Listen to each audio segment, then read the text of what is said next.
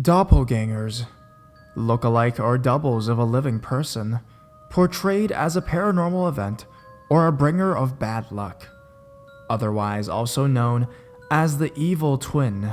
Grab a blanket, turn off your lights, and let's hear 3 true scary stories of seeing two.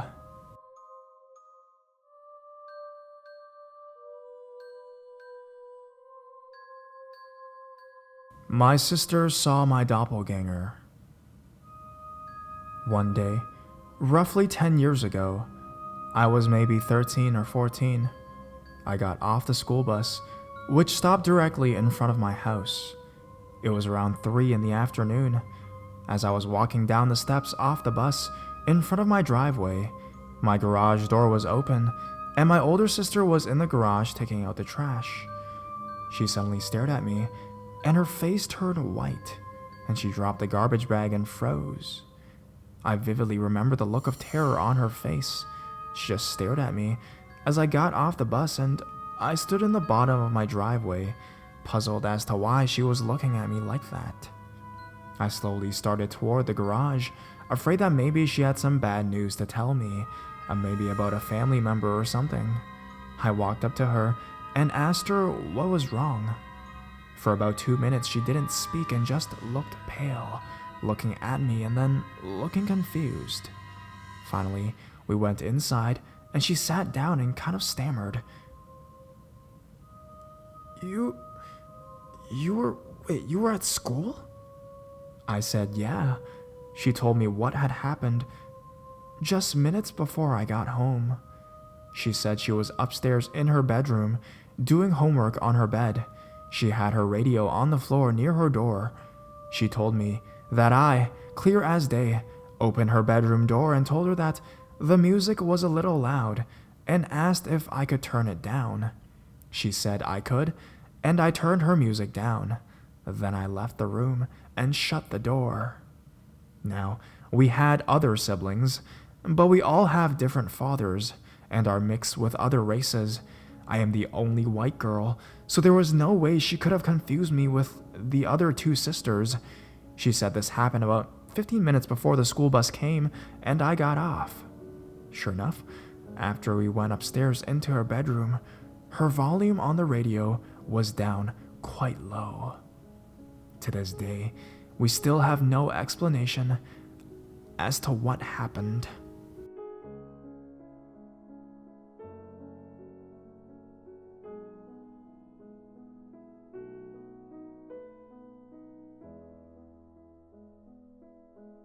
A Host of Doppelgangers. My brothers and I have been living in our townhouse for 8 years now, ever since I entered college, and my brothers entered high school in an exclusive school in Quezon City, Philippines. Our townhouse is only a 10-minute walk away from the school, which is very convenient for us. However, because our family business is in the province, my parents have to live there while my brothers and I live in our own townhouse. Several incidents happen in our house, which we chose to ignore. In one instance, when my dad paid us a visit, he and my brother were in the kitchen. My brother was washing dishes, while my dad was chopping vegetables for lunch. They were both facing the wall, their heads turned away from the door leading to the washroom at the end of the kitchen. From behind them, they heard my voice say, "May I use the restroom?" My brother answered back, "What's wrong with you?" Because he was surprised I was asking permission in our own house. They both turned around and saw no one. They checked the bathroom, it was empty. They went around the house, I wasn't there. I received a call in my cell phone from my brother that day, asking where I was. I was at work the whole time, but my brother and father were both very certain it was my voice they heard. The second incident was more creepy because I experienced it myself.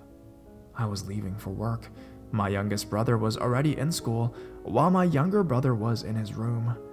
I stepped out the door and stood by the front steps, locking the door with my keys. Suddenly, I heard my voice in the living room calling my brother's name. "Rap, come down here!" I fumbled with my keys and tried to open the door, except this time the locks won't open. I heard my brother running down the stairs, so I went to the window to see what will happen. The living room was empty. My brother opened the door for me and asked why I was calling him.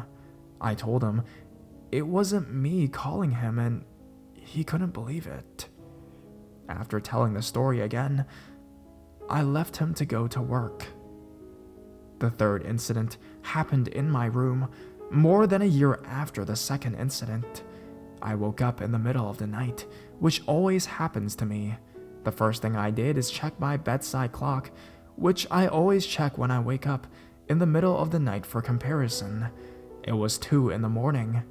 At the corner of my bed is a full-length mirror, which normally reflects the image of my bedroom door.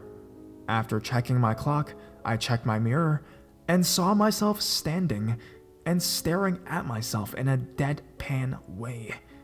At first, I thought I was looking at my reflection, and I even asked myself in my mind, why the hell am I sleeping standing up? But then, I felt the bed and knew that I was lying down. After a few seconds of staring at my standing reflection, I turned to the other side of the bed and decided to just ignore it. The last incidents did not happen to me, but to my youngest brother, who has always been in touch with the supernatural. It happened just last year in 2007. According to him, he woke up at 5 a.m. and took a bath for school. While getting dressed, he noticed that his reflection in the mirror was grinning at him, though he wasn't smiling at all. He got scared and decided to go to school, though it was too early. When he was locking the door, he practically screamed when he saw his own head grinning at him from his right shoulder. He walked to school the whole time with a grinning face that looks like him on his right shoulder, which he could see through his vision. On the way to school, he passed by some shops and saw his reflection still grinning at him. He noted that although his reflection looked exactly like him, the eyes were somewhat different. My brother chose to ignore the doppelganger, who stayed with him at school the whole day.